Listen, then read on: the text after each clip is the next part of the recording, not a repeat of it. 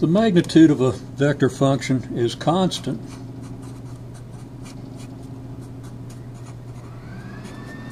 if and only if the path is a circle. And of course the radius of the circle is just the value of this constant. Now here we have a couple of points on a circular arc, and we're going to assume that the magnitude of r is constant. And we're going to look at the triangle formed by r of t plus delta t, and delta r, the vector that represents the change in the vector function r between clock time t and t plus delta t.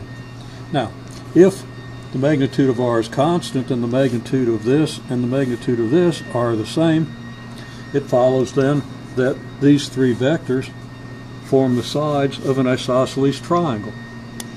This side of the triangle has magnitude equal to the magnitude of r, and of course we call that little r.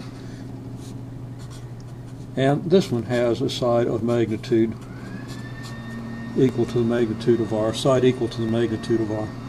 And this side, of course, is has magnitude delta r.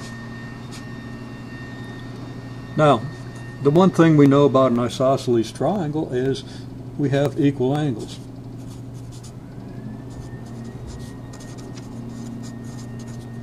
Okay, so this angle and this angle are equal. The other thing we know, the angles add up to 180 degrees.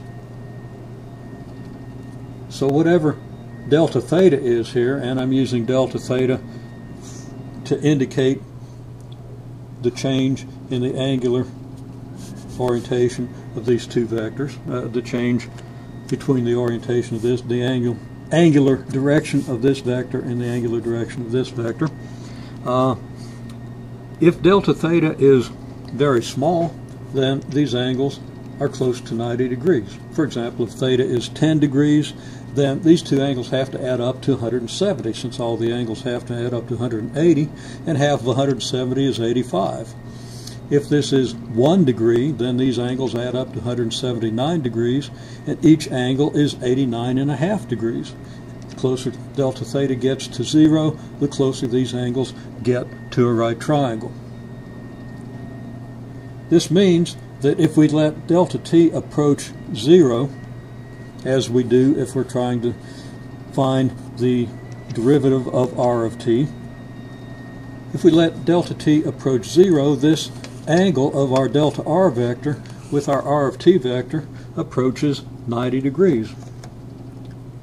Now we can summarize that in the statement we have down here as delta t approaches 0, delta theta approaches 0, so the equal angles approach 90 degrees, which ensures that the direction of delta r with r, well, approaches 90 degrees, because one of these equal angles is the angle between r of t and the delta r vector. We conclude then that if the magnitude of r is constant, it follows that r prime of t is perpendicular to r of t. Now what's the connection? Well, simply that r prime of t,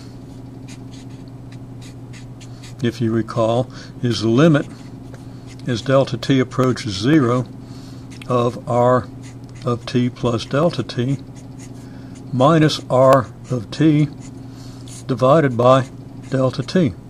And this numerator is simply our delta r vector, which we've shown as delta t approaches 0 approaches an angle of 90 degrees with the r of t vector.